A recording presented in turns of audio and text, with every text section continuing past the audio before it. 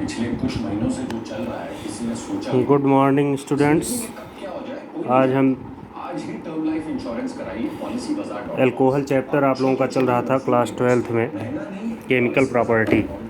उस chemical property में alcohol chapter में सेकंड चैप्टर जो कि चल रहा है class 12th UP and CBSE board का, उसमें 6 लेक्चर की बात हम लोग पहले कर चुके थे। इधर कई दिनों से वीडियो नहीं बन पा रहा था।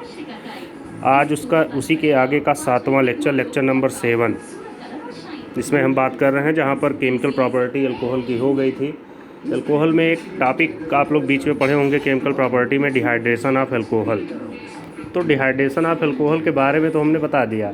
अल्कोहल का डिहाइड्रेशन होगा, कंसनट्रेट H2SO4 या Al2O3 के प्रेजेंस में एल्कीन बनेगा।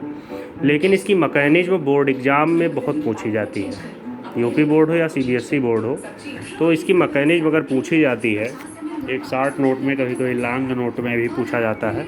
तो आज हम इसके मैकेनिज्म की बात करेंगे 2-3 एग्जाम्पल लेकर के। तो हमारा टॉपिक है lecture number 7, chapter alcohol phenol ether का, mechanism of dehydration of alcohol. Hindi में इसको कहते हैं एल्कोहलों के निर्जलीकरण की क्रियाविधि। यहाँ पर एक एग्जाम्पल हमने लिया CH3CH2OH। कंसनट्रेट H2SO4 एल्कोहल है, 1 डिग्री एल्कोहल है। कंसनट्रेट H2SO4 के प्रेजेंस में क्या बन रहा है, एल्कीन, और ये क्या बन रहा है, वाटर। अब इसकी मैकेनिज्म कैसे बनाएंगे। The dehydration of alcohol contain 3 step mechanism. एक चीज़ आप जान लीजिए कि एल्कोहल के डिहाइड्रेशन की अगर मैकेनिज्म बनानी है, मतलब एल्कोहल का डिहाइड्रेशन का मतलब एल्कोहल से वाटर निकल रहा है। एल्कोहल से वाटर का निकलना क्या कहलाता है, डिहाइड्रेशन। मैकेनिज्म का मतलब हमने बहुत शुरुआत में ही आपको बताया था जीओसी के लेक्चर में कि path by which reactant molecule undergoes to product is known as mechanism.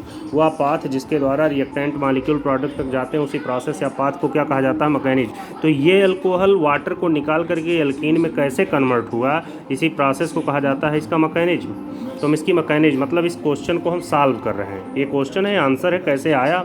अब किसी भी अल्कोहल का डिहाइड्रेशन अगर हो रहा है तो उसकी मैकेनिज्म जनरली 3 स्टेप में बनती है। पहले ये चीज़ तो अपने दिमाग में याद कर लीजिए, अल्कोहल कोई भी हो, अगर अल्कोहल का डिहाइड्रेशन से एल्कीन बन रही है तो उसकी मैकेनिज्म कितने स्टेप में होगी, 3। First, protonation of alcohol. Alcohol का प्रोटोनेशन होगा, प्रोटानीकरण मतलब प्रोटॉन का जुड़ना।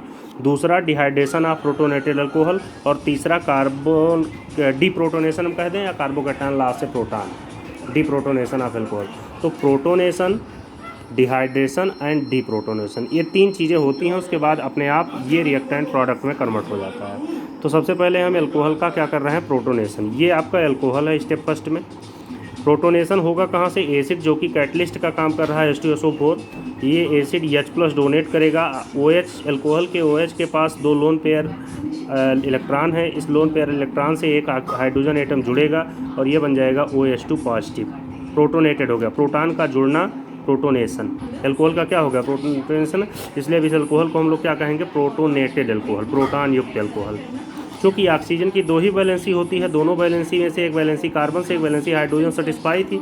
अब एक हाइड्रोजन आया, वो भी प्लस के फॉर्म में आ रहा है, तो ये किससे जुड़ा, लोन पेयर से, इसलिए इसके ऊपर क्या आ गया, पॉजिटिव चार्ज।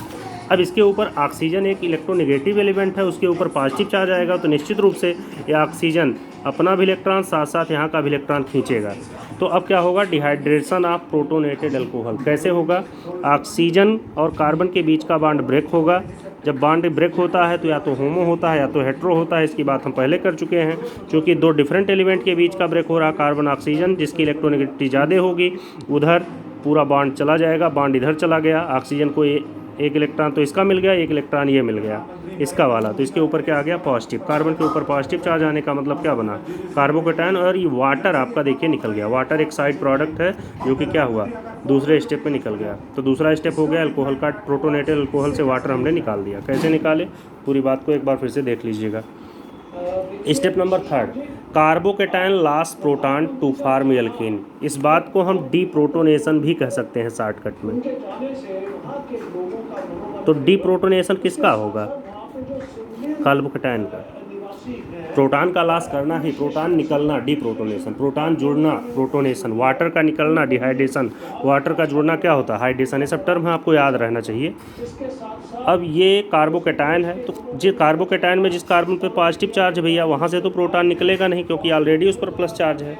तो उसके बगल वाला कार्बन, हाइपर कॉन्जुगेशन प्रोसेस हम लोग आपसे बात किए थे GOC में। तो जब तक GOC नहीं आएगी तब तक समस्या होगी। जनरल ऑर्गेनिक केमिस्ट्री आपको आना ही आना है, 12th वाले ध्यान से सुन लीजिए। अब ये कौन सा कार्बन है? Alpha carbon. अल्फा कार्बन से किसी अनसैचुरेटेड सिस्टम से डायरेक्ट जुड़ा हुआ carbon alpha carbon. Alpha carbon पे लगा हुआ हाइड्रोजन क्या? Alpha hydrogen. CH sigma bond का पाई बॉन्ड में कन्वर्जन हाइपर कॉन्जुगेशन होता है। किसी अनसैचुरेटेड सिस्टम से डायरेक्ट लगा हुआ CH sigma bond become pi, that is called hyper conjugation. मतलब प्रोटॉन लॉस हो रहा है, लेकिन यहाँ पे कौन सा प्रोटॉन को निकालने में कौन सा रूल काम कर रहा है? Hyper conjugation. The conversion of CH sigma bond which is directly attached to any unsaturated system is into pi bond is known as hyperconjugation। किसी असंतृप्त निकाय से डायरेक्ट जुड़ा हुआ कार्बन हाइड्रोजन के बीच का सिग्मा बॉन्ड पाई बॉन्ड में convert होता है। इसी प्रोसेस को हम लोग क्या कहते हैं? Hyper conjugation. तो भैया इस कार्बन और हाइड्रोजन के बीच का सिग्मा बॉन्ड किस में कन्वर्ट हो गया? पाई बॉन्ड में। यहाँ से हाइड्रोजन किसके फॉर्म में निकल गया? प्रोटॉन के फॉर्म में। देखिए -H+, ये आपका अपना CH2 डबल बॉन्ड CH2 क्या बन गया? एल्कीन। आगे भी और एक दो एग्जाम्पल हमारे पास, CH3 CH2 CH OH CH3 H2SO4 क्या बनेगा? दूसरा एग्जाम्पल हमने लिया है जो कि एक सेकेंडरी अल्कोहल है। इसकी मैकेनिज्म देखिए, प्रोटोनेशन हमने करवा दिया, क्या बना? प्रोटोनेटेड अल्कोहल बना। ठीक उसी तरीके से फिर उसके बाद हम लोग क्या करेंगे? इसका डिहाइड्रेशन करेंगे। डिहाइड्रेशन करने के लिए ऑक्सीजन और कार्बन के बीच का बॉन्ड ब्रेक होगा कि नहीं होगा? अब ये ऑक्सीजन की तरफ जाएगा क्योंकि ऑक्सीजन की इलेक्ट्रोनेगेटिविटी क्या है? ज़्यादा। अब ऑक्सीजन की इलेक्ट्रोनेगेटिविटी जब ज़्यादा है तो ये आपका बना 2 डिग्री कार्बोकैटायन। क्या बना? क्योंकि कार्बन पार जिस कार्बन प्लस चार्ज है उसकी बैलेंसी 2 एल्किल ग्रुप से, एक एल्किल ग्रुप इधर है, एक एल्किल ग्रुप इधर है। अब देखिए डिप्रोटोनेशन ऑफ कार्बोकैटायन। कार्बोकैटायन का क्या होगा? डिप्रोटोनेशन। यहाँ पे थोड़ी समस्या है। क्या समस्या है? क्योंकि जिस कार्बन प्लस चार्ज है उधर 2 अल्फा हाइड्रोजन है, 2 अल्फा कार्बन है और 2 अल्फा हाइड्रोजन। अल्फा हाइड्रोजन वाला ही हाइड्रोजन प्रोटॉन के फॉर्म में निकलता है डिप्रोटोनेशन के लिए। तो अब ऐसे केस में यहाँ से आप निकालेंगे कि यहाँ से निकालेंगे? दोनों जगह से निकल सकता है। अगर आप यहाँ से निकालते हैं, ध्यान दीजिएगा, तो डबल बॉन्ड यहाँ डेवलप होगा जो कि बनेगा 1 डिग्री एल्कीन। तो ये लेस स्टेबल होगा क्योंकि इस एल्कीन में सब्स्टिट्यूशन कम है, लेस सब्स्टिट्यूटेड एल्कीन है। लेकिन अगर हम यहाँ से निकालते हैं हाइड्रोजन, इस कार्बन हाइड्रोजन को हम प्रोटॉन के फॉर्म में निकालते हैं, तो यहाँ का CH सिग्मा बॉन्ड किस में चेंज होगा? पाई बॉन्ड में। डबल बॉन्ड यहाँ आएगा जो कि क्या बनेगा? More stable alkene. ये मोर सब्स्टिट्यूटेड है क्योंकि यहाँ पर एक एल्किल ग्रुप इधर, 3 बार सब्स्टिट्यूशन यहाँ होगा, 3 बार सब्स्टिट्यूशन यहाँ होगा। ठीक। और यहाँ सब्स्टिट्यूशन क्या होगा? 5 ही बार होगा, यहाँ 6 बार। सब्स्टिट्यूशन जिस एल्कीन में ज़्यादा हो सकता है, जिसमें जितने अल्फा हाइड्रोजन होंगे उतना ज़्यादा सब्स्टिट्यूशन होगा, वो एल्कीन क्या होती है? क्या होती है? More stable. ये सेटजेफ का रूल, किसका रूल है? सेटजेफ। GOC में भी आपको बताया गया रहा होगा। तो सेटजेफ रूल के अकॉर्डिंग जिस एल्कीन में जितना ज़्यादा अल्फा हाइड्रोजन होंगे वह एल्कीन उतना ही क्या होगा? तो ये प्रोडक्ट दोनों बनेगा। आप यहाँ से भी निकाल सकते हो, यहाँ से निकालोगे तो मोर स्टेबल, यहाँ से निकालोगे तो क्या होगा? Less stable. सेटजेफ का रूल क्या कहता है? हम कैसे पहचानेंगे कौन ज़्यादा स्टेबल होगा? हम उस अल्फा कार्बन से हाइड्रोजन को निकालते हैं जिस पर हाइड्रोजन परमाणुओं की संख्या न्यूनतम होती है। जैसे दो इससे, या तो इससे निकालेंगे या तो इससे। इसमें तो कोई दिक्कत नहीं थी, इस वाले में इसी से निकालना, क्योंकि इस पर प्लस है तो इसी से निकालना, और कोई कार्बन था ही नहीं। लेकिन यहाँ जहाँ पॉसिबिलिटी होती है 2 या 2 से ज़्यादा एल्किल ग्रुप होते हैं, तो उस निकटवर्ती कार्बन से कार्बोकैटायन वाले कार्बन से जुड़े हुए एल्किल ग्रुप से हम लोग हाइड्रोजन प्रोटॉन के फॉर्म में निकालते हैं जिस कार्बन पर मिनिमम नंबर ऑफ हाइड्रोजन होते हैं। तो कम यहाँ 3 हाइड्रोजन, यहाँ क्या है? 2, तो यहाँ से निकालेंगे। ओके, तो ये आपका मोर स्टेबल प्रोडक्ट बना।